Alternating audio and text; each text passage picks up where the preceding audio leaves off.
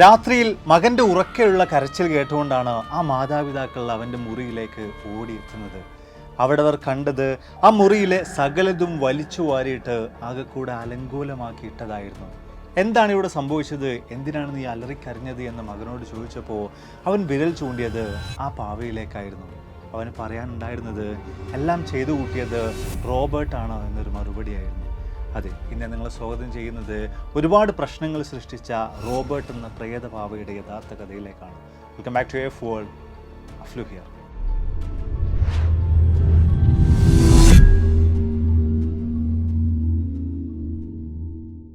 വർഷം 1904. അമേരിക്കയിലെ ഫ്ലോറിഡയിൽ താമസിക്കുന്ന റോബർട്ട് യൂജിൻ ഓട്ടോയുടെ മുത്തശ്ശൻ ജർമ്മനിയിലേക്ക് ഒരു യാത്ര പോവുകയാണ്. അയാൾ തിരിച്ചു വരുന്ന വഴി തൻ്റെ ഗ്രാൻഡ് സണ്ണിന് വേണ്ടിയിട്ട് ബർത്ത്ഡേ ഗിഫ്റ്റായിട്ട് സ്പെഷ്യലായി എന്തെങ്കിലും മേടിക്കണമെന്നൊരു തീരുമാനത്തിലേക്ക് എത്തിച്ചേരുകയാണ്. അങ്ങനെ യുണീക്കായിട്ടുള്ള ഒരു വസ്തുവിന് വേണ്ടിയിട്ട് അയാൾ തിരച്ചിൽ തുടങ്ങുകയാണ്. ഏറ്റവും അവസാനം അയാൾ ചെന്നെത്തി നിൽക്കുന്നത് ഒരുപാട് പാവകളും മറ്റുമൊക്കെ വിൽക്കുന്ന ഒരു കടയുടെ മുന്നിലായിരുന്നു. അവിടെ ഡിസ്പ്ലേക്ക് വെച്ചിട്ടുള്ള വലിയൊരു പാവയെ കണ്ടപ്പോൾ എന്ത് തന്നെ ആയാലും അതിനെ മേടിച്ചേക്കാമെന്നൊരു തീരുമാനത്തിലേക്ക് അയാൾ എത്തിച്ചേരുന്നുണ്ട്. അങ്ങനെ ആ ഷോപ്പിനകത്തേക്ക് ചെന്ന് ഹാൻഡ് മെയ്ഡായിട്ടുള്ള ഏറെക്കുറെ 2 അടിയോളം വലുപ്പമുള്ള ആ വലിയ പാവക്ക് വില എത്രയാണ് എന്ന് അയാൾ ആ കടക്കാരനോട് ചോദിക്കുകയാണ്, ആ ഷോപ്പിലെ ഓണറോട് ചോദിക്കുകയാണ്. ആ ഒരു അവസരത്തിൽ ഷോപ്പിൽ നിൽക്കുന്ന വ്യക്തിക്ക് പറയാനുണ്ടായിരുന്നത് ഇത് ഞങ്ങൾ ഡിസ്പ്ലേക്ക് വേണ്ടി വെച്ചിട്ടുള്ള ഒരു പാവയാണ്, ഒരിക്കലും ഇത് സെയിലിനില്ല എന്നൊരു കാര്യമാണ്. എങ്കിൽ കൂടെയും തൻ്റെ പേരമകന് ഈ ഒരു പാവ തീർച്ചയായിട്ടും ഇഷ്ടമാകുമെന്ന് തോന്നിയിട്ടുള്ള അയാൾ വില പേശി കുറച്ചധികം വില നൽകിയിട്ട് ആ വലിയ പാവയെ സ്വന്തമാക്കുകയാണ്. ജർമ്മനിയിൽ നിന്നും അമേരിക്കയിലെ ഫ്ലോറിഡയിലേക്ക് ആ പാവയുമായിട്ട് അയാൾ വരികയാണ്. റോബർട്ടിൻ്റെ ബർത്ത്ഡേ ദിവസം തന്നെ ആ വലിയ പാവയെ റോബർട്ടിന് മുത്തശ്ശൻ സമ്മാനിക്കുകയും ചെയ്യുന്നുണ്ട്. അവൻ ആദ്യ കാഴ്ചയിൽ തന്നെ ഒരു സെയിലറുടെ വസ്ത്രമൊക്കെ ധരിച്ചിട്ടുള്ള ആ വലിയ പാവയോട് എന്തെന്നില്ലാത്ത ഇഷ്ടം തോന്നാൻ തുടങ്ങുകയാണ്. പതിയെ ഒരു കൂട്ടുകാരനെ പോലെ ആ പാവയെ റോബർട്ട് ട്രീറ്റ് ചെയ്യാൻ ആരംഭിക്കുകയാണ്. അവരെപ്പോഴും ഒരുമിച്ച് തന്നെ കളിക്കാൻ ആരംഭിക്കുകയാണ്. ദിവസങ്ങൾ അത്തരത്തിൽ കടന്നുപോയി. അങ്ങനെ ഇരിക്കെ ഒരു ദിവസം റോബർട്ട് എന്ന് പറയുന്ന ആ പാവയെ കാണാനില്ല. അവൻ്റെ മാതാപിതാക്കൾ ആ വീട് മുഴുവനായിട്ട് അരിച്ചു വിറക്കുന്നുണ്ട്. ആ വീട്ടിലാകട്ടെ അവരെ സഹായിക്കുന്നതിന് വേണ്ടിയിട്ട് ഏതാനും ജോലിക്കാർ കൂടെ ഉണ്ടായിരുന്നു. അന്നേ ദിവസം നടത്തിയിട്ടുള്ള ആ തിരച്ചിലിൽ ആ വീട്ടിൽ ജോലി ചെയ്തുകൊണ്ടിരിക്കുന്ന ഒരു സ്ത്രീയുടെ മുറിക്കകത്ത് നിന്നും ആ ഒരു പാവയെ കണ്ടെടുക്കാനായിട്ട് സാധിക്കുകയാണ്. പക്ഷേ ആ വലിയ പാവയുടെ ശരീരത്തിൽ സൂചിയും മറ്റുമൊക്കെ കുത്തിവെച്ച് എന്തൊക്കെയോ തരത്തിലുള്ള ദുർമന്ത്രവാദം ചെയ്തുകൊണ്ടിരിക്കുകയായിരുന്നു ആ പാവയെ റോബർട്ടിൻ്റെ വീട്ടുകാർ കണ്ടെത്തുന്നത്. എന്തൊക്കെ തന്നെയായാലും വീട്ടിനകത്ത് വെച്ചുകൊണ്ട് ഇത്തരത്തിലൊരു ദുർമന്ത്രവാദം ചെയ്യുന്ന കാര്യം കയ്യോടുകൂടെ പിടികൂടിയതിനാൽ തന്നെ വീട്ടിൽ ജോലി ചെയ്തിരുന്ന ആ സ്ത്രീയെ റോബർട്ടിൻ്റെ മാതാപിതാക്കൾ അവിടെ നിന്നും പറഞ്ഞു വിടുകയാണ്. ദുർമന്ത്രവാദത്തിലും മറ്റൊന്നും വലിയ വിശ്വാസമൊന്നും ഇല്ലാതിരുന്ന റോബർട്ടിൻ്റെ മാതാപിതാക്കൾ ആ പാവയെ നേരെടുത്ത് റോബർട്ടിന് വീണ്ടും തിരിച്ചു നൽകുകയും ചെയ്യുന്നുണ്ട്. ദിവസങ്ങൾ പിന്നെയും കടന്നു പോകുമ്പോൾ റോബർട്ടും ആ വലിയ പാവയും തമ്മിൽ സൗഹൃദം പിന്നെയും കൂടി വരികയാണ്. എപ്പോഴും ഒരു ഫ്രണ്ടിനെ പോലെ തന്നെയാണ് റോബർട്ട് ആ പാവയെ ട്രീറ്റ് ചെയ്തിട്ടുണ്ടായിരുന്നത്. അതിനുമപ്പുറത്തേക്ക് തൻ്റെ പേരായിട്ടുള്ള റോബർട്ട് എന്നൊരു പേര് കൂടെ ആ വലിയ പാവക്ക് അവൻ സമ്മാനിക്കുകയും ചെയ്യുന്നുണ്ട്. മാത്രവുമല്ല, അവൻ എന്തെങ്കിലും തരത്തിലുള്ള കളിപ്പാട്ടങ്ങളോ മറ്റോ മേടിക്കുന്ന അവസരത്തിൽ തൻ്റെ കൂട്ടുകാരനായിട്ടുള്ള റോബർട്ട് എന്ന് പറയുന്ന ഈ ഒരു പാവക്കും അതേ ഒരു കളിപ്പാട്ടം തന്നെ, അതൊരു വസ്തു തന്നെ മേടിച്ച് ഇവൻ സമ്മാനിക്കുമായിരുന്നു. ദിവസങ്ങൾ നാളുകൾ പിന്നെയും കടന്നു പോകുമ്പോൾ തീർത്തും വിചിത്രമായിട്ടുള്ള പല കാര്യങ്ങളും ആ പാവയിൽ നിന്ന്, റോബർട്ട് എന്ന് പേരിട്ടിട്ടുള്ള ആ പാവയിൽ നിന്ന് അരങ്ങേറാൻ ആരംഭിക്കുകയാണ്. പെട്ടെന്നൊരു ദിവസം വെച്ചുകൊണ്ട് റോബർട്ട് യൂജിൻ ഓട്ടോ എന്ന് പറയുന്ന ആ ബാലൻ മറ്റുള്ളവരോട് സംസാരിക്കുന്നത്, ഇടപഴകുന്നത്, മറ്റുള്ളവരുടെ കൂടെ കളിക്കുന്നതൊക്കെ തന്നെ നിർത്താൻ തുടങ്ങുകയാണ്. അവൻ എന്ത് പറ്റി എന്ന് മാതാപിതാക്കൾ അടുത്ത് വന്ന് ചോദിക്കുന്ന അവസരത്തിൽ അവന് പറയാനുണ്ടായിരുന്നത് എന്നെ ആ പാവ കളിക്കാൻ സമ്മതിക്കുന്നില്ല, മറ്റാരോടും സംസാരിക്കാൻ സമ്മതിക്കുന്നില്ല എന്ന് തുടങ്ങിയിട്ടുള്ള കാര്യങ്ങളൊക്കെയാണ്. മാതാപിതാക്കൾക്ക് ആദ്യഘട്ടത്തിൽ തന്നെ ഈ കാര്യങ്ങളൊക്കെ കേട്ടപ്പോൾ കുറച്ചധികം ആശ്ചര്യമാണ് തോന്നിയത്. എങ്കിൽ കൂടിയും എല്ലാം തൻ്റെ മകൻ്റെ ഇമാജിനേഷൻ ആയിരിക്കാം എന്ന് വിചാരിച്ചുകൊണ്ട് അവൻ്റെ മാതാപിതാക്കൾ മകനെ സമാധാനിപ്പിക്കുന്നുണ്ട്. കാര്യമായ പ്രശ്നങ്ങളൊന്നുമില്ല എന്നൊക്കെ പറഞ്ഞുകൊണ്ട് അവനെ വീണ്ടും ആക്റ്റീവ് ആക്കാൻ വേണ്ടിയുള്ള ശ്രമങ്ങളൊക്കെ തുടരുന്നുണ്ട്. അങ്ങനെ ഇരിക്കെ ഒരു ദിവസം രാത്രിയിൽ റോബർട്ടിൻ്റെ മുറിയിൽ നിന്നും ഉച്ചത്തിലൊരു അലർച്ച കേൾക്കുകയാണ്. രക്ഷിക്കൂ എന്ന് പറഞ്ഞുകൊണ്ട് അവൻ അലറിക്കരയാൻ ആരംഭിക്കുകയാണ്. ആ ഒരു അവസരത്തിലാണ് റോബർട്ടിൻ്റെ മാതാപിതാക്കൾ എത്രയും പെട്ടെന്ന് തന്നെ ആ മുറിയിലേക്ക് കയറി ചെല്ലുന്നത്. ആ ഒരു അവസരത്തിൽ അവർക്ക് അവിടെ കാണാൻ സാധിച്ചത് മുറി പൂർണ്ണമായും അലങ്കോലമായി കിടക്കുന്നതായിരുന്നു. അവിടെയുള്ള വസ്തുക്കൾ മുഴുവനും വലിച്ചു വാരിയിട്ട നിലയിലായിരുന്നു.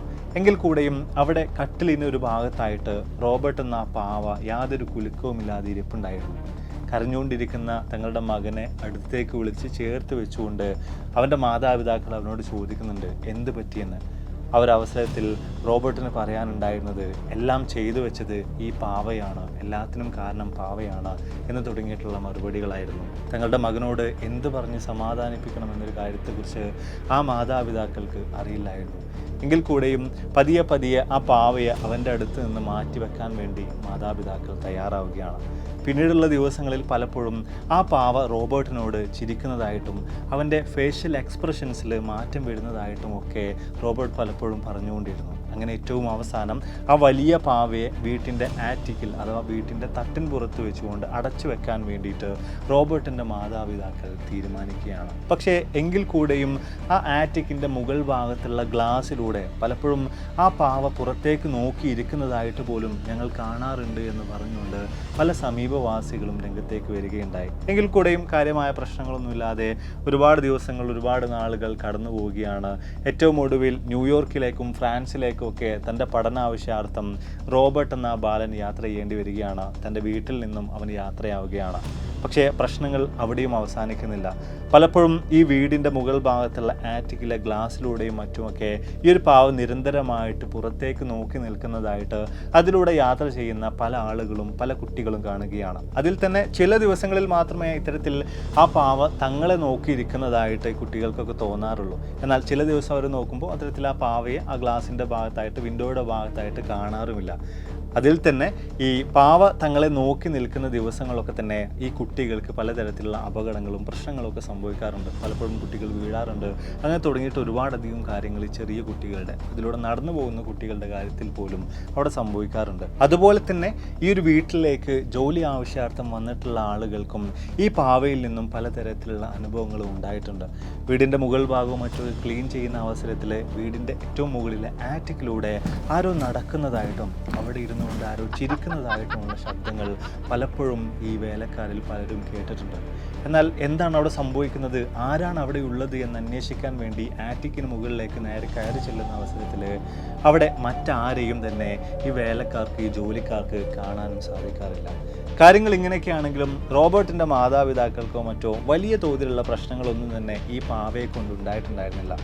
അങ്ങനെ വർഷങ്ങൾ ഒരുപാട് കടന്നു പോവുകയാണ്. മറ്റാരും തിരിഞ്ഞു നോക്കാത്ത നിലയിൽ വീടിൻ്റെ ആറ്റിക്കിന് മുകൾ ഭാഗത്തായിട്ട് പൊടി പിടിച്ച നിലയിൽ ആ പാവ അവിടെ വിശ്രമിക്കുകയാണ്. ഒരുപാടധികം വർഷങ്ങൾ കടന്നു പോകുമ്പോൾ റോബർട്ട് വളർന്ന് വലുതായി ഒരു യുവാവായി മാറുന്നുണ്ട്. അയാൾ ഒരു സ്ത്രീയെ കണ്ടുമുട്ടി അവർ വിവാഹം ചെയ്യുന്നുണ്ട്.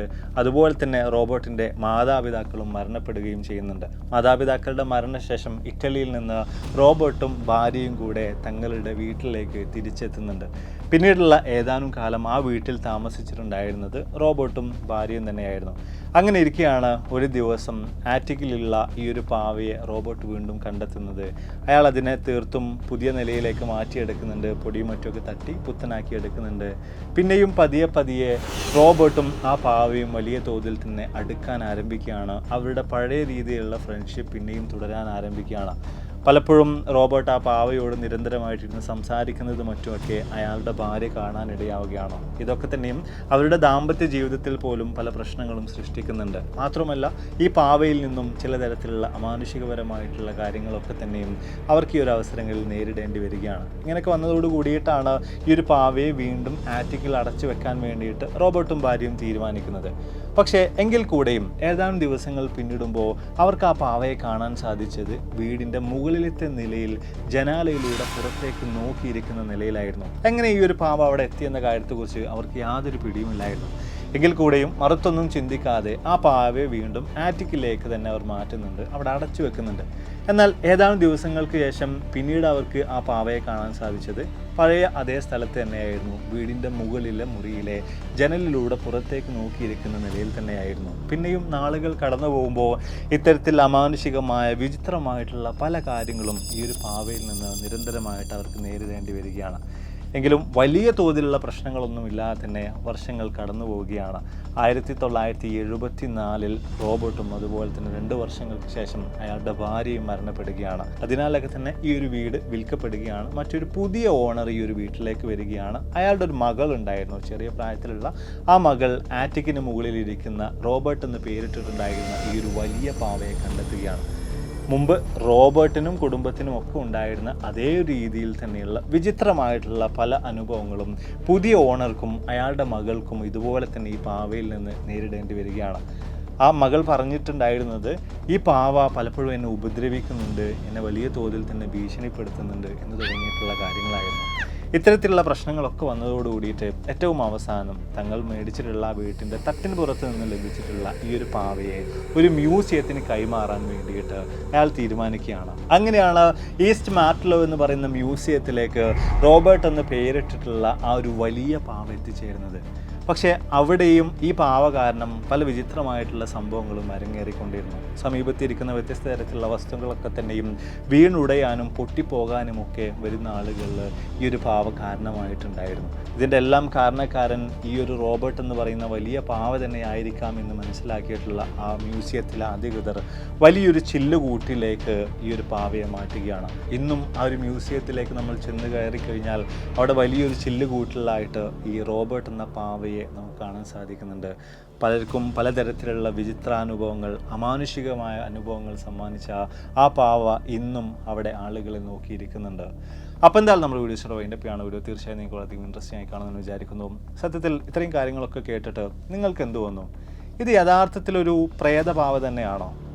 ഈ പാവയിൽ നിന്ന് തന്നെയാണോ ഇത്തരത്തിലുള്ള വിചിത്രമായിട്ടുള്ള പല കാര്യങ്ങളും അരങ്ങേറിയിട്ടുള്ളത്? അതോ എല്ലാം ഈ പാവയെ ട്രീറ്റ് ചെയ്തിട്ടുണ്ടായിരുന്ന, കൊണ്ട് നടന്നിട്ടുണ്ടായിരുന്ന കുട്ടികളുടെ ചില തോന്നലുകൾ മാത്രമാണോ? അതോ ഇതിനെല്ലാത്തിനും കാരണം പണ്ട് റോബർട്ടിൻ്റെ വീട്ടിൽ ജോലി ചെയ്തിട്ടുണ്ടായിരുന്ന ആ ഒരു സ്ത്രീ ഈ ഒരു പാവയിൽ എന്തൊക്കെയോ തരത്തിലുള്ള ദുർമന്ത്രവാദങ്ങൾ ചെയ്തതായിരിക്കുമോ? നിങ്ങളുടെ അഭിപ്രായങ്ങൾ എന്തായാലും തീർച്ചയായും താഴ്ന്ന് രേഖപ്പെടുത്താൻ മറക്കരുത്. അപ്പോൾ ഇതിൽ നല്ല ഒരുപാട് വീഡിയോസിലുമായി കണ്ടുവിട്ടാണ് പ്രതീക്ഷയോടെ.